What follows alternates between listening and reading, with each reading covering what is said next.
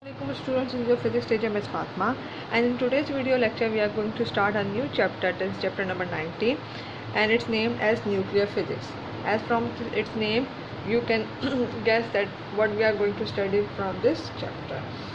The things we are going to study is about the nucleus, about the subdivisions of atoms, about atoms and the properties of such the subdivisions, about radioactive material, about radioactivity, about isotopes and different things related to it. So now before starting this video, I want you to have a prior knowledge to some basic things. So in class 9 you all must have an idea what is atom, or you all must have studied about atoms since grade 6, right? So what is atom? If I say by the definition, in previous time the atom was defined as it is the indivisible part. Indivisible part means atom cannot be further disintegrated. We used to say that atom is the smallest particle. What it is? We used to say that it is a smallest particle, that it cannot be further divided, right? But as the science and the physics, and as soon as there is an innovation in science and physics and scientists discover more about the phenomena, it is said that the atom can be divided into their subatomic particles, right?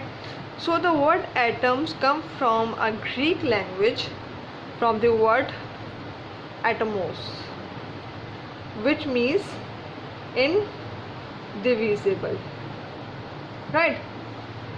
So it was old theory that the atom was supposed to be indivisible, but now atom can be further divided into three parts.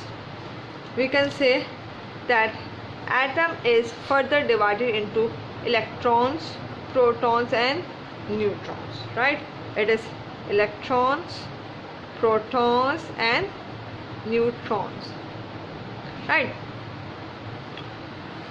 So atom is a composite particle. What it is? A composite particle means it can further be divided, but previously it was told that the atom is what? Atom is fundamental, right? But now what it says, that what is atom? It is a composite, and it is composed of electrons, protons and neutrons, right? So what are electrons, what are protons and what are neutrons? Electrons are negatively charged particles, protons are positively charged particles and neutrons has no charge at all. If I talk about the structure of atom, that how atom is formed, between or in the center part there is a positive bearing area that we usually called as, and around this we usually call as nucleus, and around this nucleus there are different shell or different orbits on which revolve, on which electrons revolve, right? And this is what? This is, either you can say it orbit or you can say it shell, and this is what? It is a nucleus. Fine. So in nucleus there are two particles, that are protons and neutrons.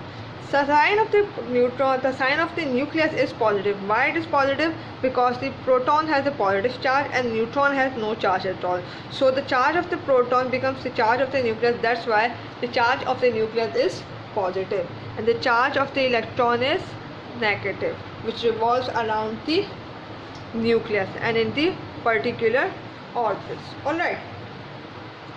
So among these division, electron is fundamental. As I have previously discussed, what is fundamental? Which is not divisible, right?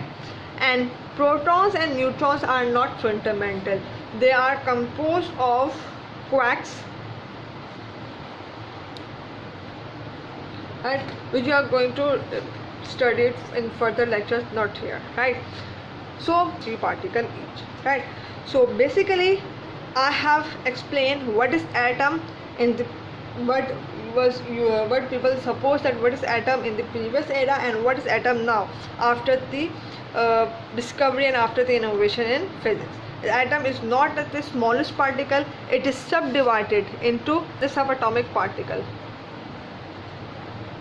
Okay? In subatomic particles we have electrons, protons and neutrons, right? This needs to be fixed in your mind to further get the concept what we are going to study in the chapter of nuclear physics, right? We have discussed about the atom. Now coming towards what is nucleus and how I am going to define a nucleus. In chunks I have already explained what is nucleus, but in detail let me discuss this now.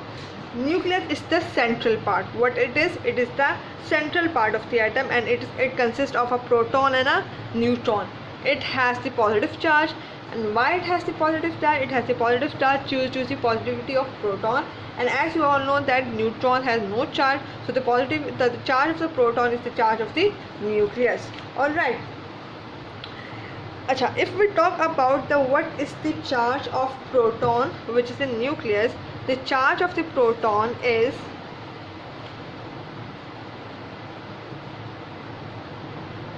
1.6 exponent minus 19 coulomb, right? And it is almost equals to the charge of electron.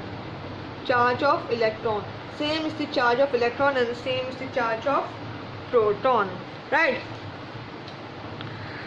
So then why they have the same charge? Because the number of protons and the number of charge revolving or number of the electron revolving around the nucleus are in same proportion. So the charges of both are approximately same, that is 1.6 exponent minus 19 coulomb. Alright. In chemistry we say that if I want to express the atomic number, atomic mass of an atom, how I am supposed to do this? Let's suppose if I am talking about an element that I am saying it is X. What it is? X. Let's suppose X is the element that I am going to discuss. There is an A and there is a Z over them. So what is A and what is Z? A is basically the mass number. It is the mass number and it consists of number of proton plus number of neutron in the nucleus. And what is Z? Z is basically the atomic number. It is the atomic number, which is actually number of protons in an atom. Alright, so if I say that about the element that is uranium, then how I am supposed to write? That is U. The symbol of uranium is 2 U, and 235 it's the atomic, it's the mass number, and 92, what is 92? 92 is the atomic number of the element. Alright, so there is a basic formula to find out the each number of atomic mass, atomic number. So the formula is A is equals to Z plus N. A for mass number, Z for atomic number, and N for number of nucleus in an atom. Alright, now if we talk about the size of the nucleus, the size of the nucleus is almost 10 to power minus 14 meter. The size or the dia of the nucleus is this, right? But the size of the nucleus is way smaller than the size, atomic size of the atom. Like if I want to compare both the atomic size of the nucleus and atomic size of the atom, I could say that the size of nucleus is smaller. How much times smaller? 10,000 times smaller than this atomic dia of an atom. Let's suppose if I say this is the atomic dia of an atom, so nucleus stands like this, only like a small dot in the atom. Fine, that's all for the nucleus and that's all for the atom. Now coming towards the topic of natural radioactivity. And what is radioactivity? So what is basically radioactivity? Radioactivity is basically the emission of radiation. What is it? It's the emission of waves, emission of radiation from an element. Why it happens and on what element it happens. So radiation, to understand the word the concept of radioactivity, you must have an idea of what is radiation. So radiation is basically the emission of the waves. What is the emission of waves? Any waves, it's called radiation. And what is radioactivity? Radioactivity is from the nucleus, right?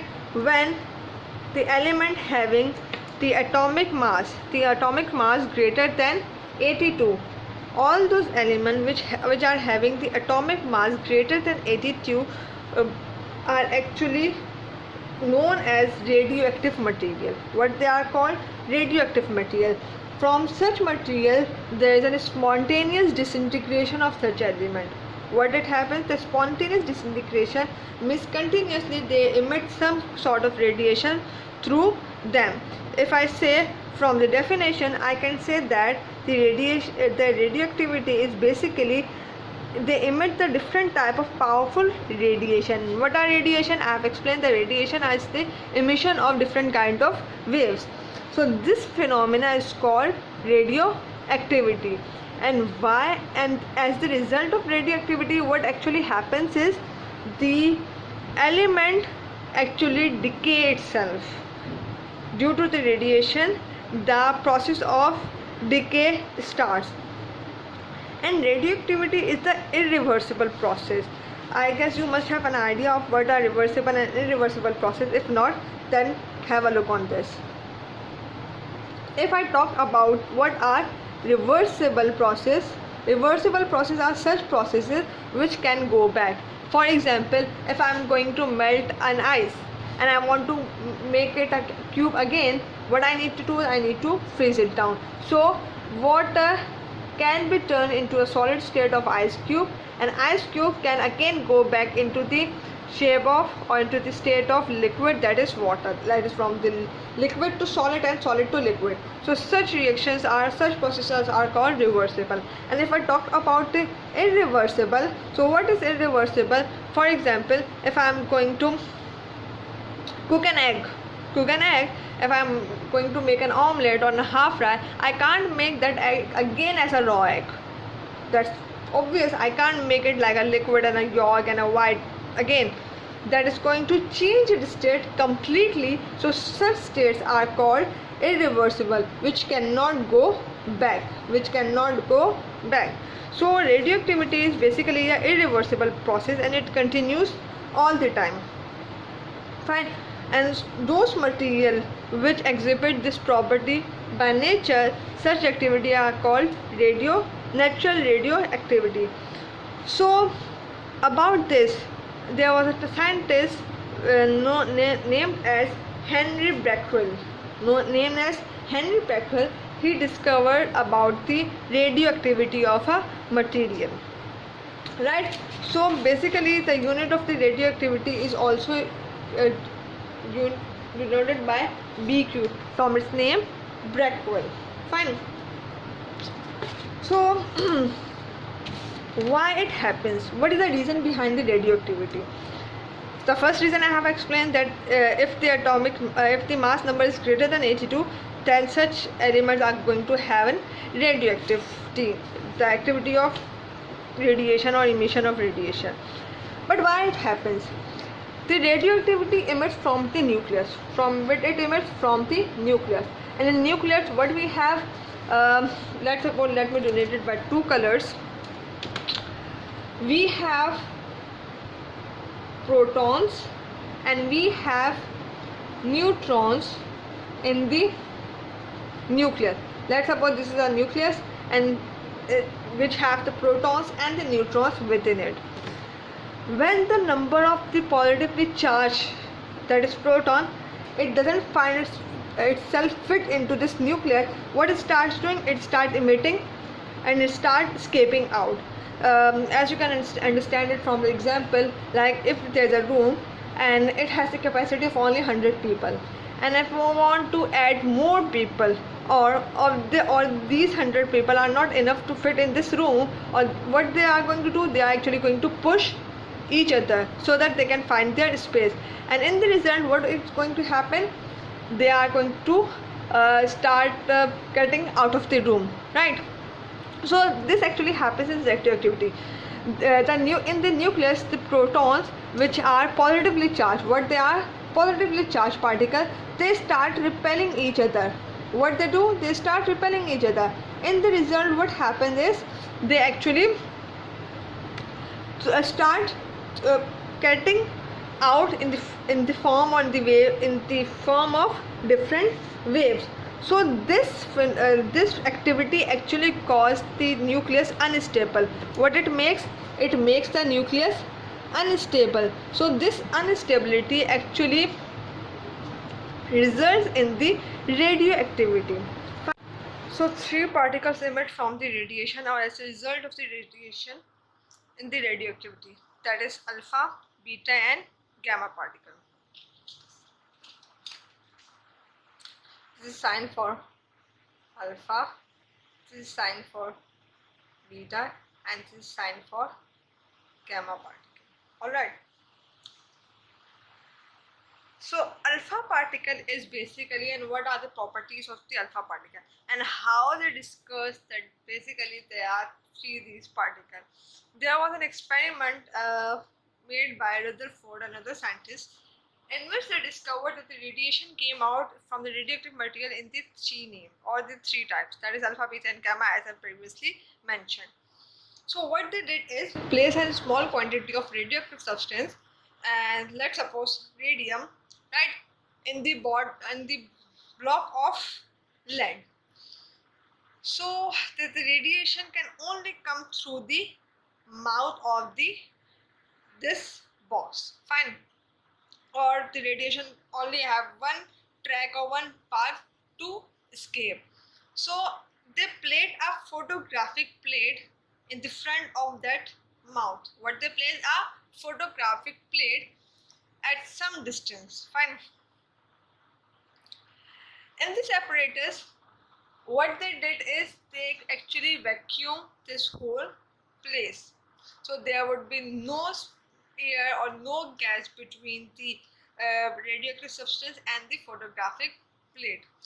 And after few time, what they observe is that they got three separate images on the photographic plates, right, which shows that there are three types of radiation that emits from the radioactive substance. One of them bends towards the negative pole, and one bends towards the positive pole, and the third one, that is gamma, doesn't towards the any other pole. It just remain undeflected. So this indicates that the radiation bending towards the positive poles, they are negatively charged. What they are? Negatively charged, and we say that such particles are called, let's suppose this is the positive pole and this is the negative pole. The particles which bend towards the positive pole are actually negatively charged, and among these, which one is negatively charged? The beta is the negatively charged particle, and the one which bend towards the negative pole are actually positive charged particle. So such rays are alpha rays, and the gamma, which remain undeflected, we can say it is a neutral. It doesn't have any charge at all. So this basic small experiment shows that among these among these types of waves that we are getting, which one is positive, which one is negative, and which one is neutral, which doesn't have any kind of any charge, right? Now, the in the next, what we are going to study, we are going to study about the properties of the radioactive material or radioactive rays. So first come towards the positive rays, that are alpha rays. Alpha rays are also called, what they are called? They are also called the particles or the helium of nuclei, right? So the properties of alpha particle is, the first one is they are positively charged. They are positively charged particle. And if we talk about the mass of such particle, the mass of the alpha particle is nearly 4 times the mass of hydrogen nucleus. Fine. The ionization power of such particle, that is alpha particle, is very large. It ionizes the particles more than the beta and the gamma particle. Fine. And if these rays get in contact with your body, what they are going to do, they are actually going to produce the burn or sore on the human skin or human body. Fine. Another thing or another property of these particles is that these rays are allowed to pass through a thin metal foil. They can easily pass through a thin metal foil. Fine. Now we talk about the next rays, that is beta rays. The beta rays are negatively charged particle. What they are? Negatively charged particle. And the kinetic energy of beta rays is less than of alpha rays. Means the alpha rays travel more faster than the beta rays. The beta rays has a little bit small kinetic energy than the alpha rays. Fine. These rays also, what they do, they also affect the photographic plate, as I have, and you also have studied in the last part that we have discussed about the experiment which the Rutherford and other scientists did, in which they found that the alpha and the beta particle can actually affect the photographic plates. Fine. That's why we have got the different images. Fine. And what next is the ionization power of the beta rays is small. The ionization power is small. And the velocity of the beta particle is from 9 exponent 7 meter per second to 27 exponent 7 meter per second. Alright. And the penetration power of such particle is greater than the alpha rays. Alpha particle cannot penetrate through thick foil or thick film, but the beta rays has a comparatively better way to penetrate into things. Fine. And their mass is less than the alpha. Fine. Now if we talk about the gamma rays, so gamma rays doesn't have any charge. It doesn't have any charge at all, and the velocity of the gamma rays is equal to the speed of light. And what is the speed of light? The speed of light is 3 exponent 8 meter per second. So the velocity of gamma rays is equal to the speed of light. Fine. And they can also produce the effect. All of these rays can actually produce effect to the photographic plate that we have witnessed from the experiment. Fine. And when they strike any metal, when gamma rays strike any metal, what they actually do? They actually make an electron eject. when such rays are going to strike a metal surface, it results in the ejection of electron. Fine. So that's all for today's lecture.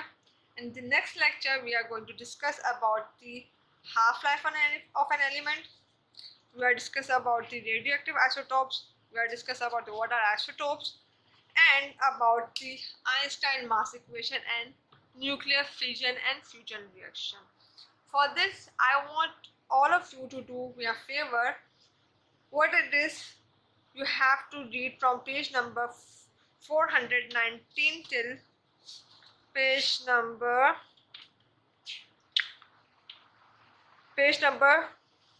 425, so that the next video lecture can easily be understood by you.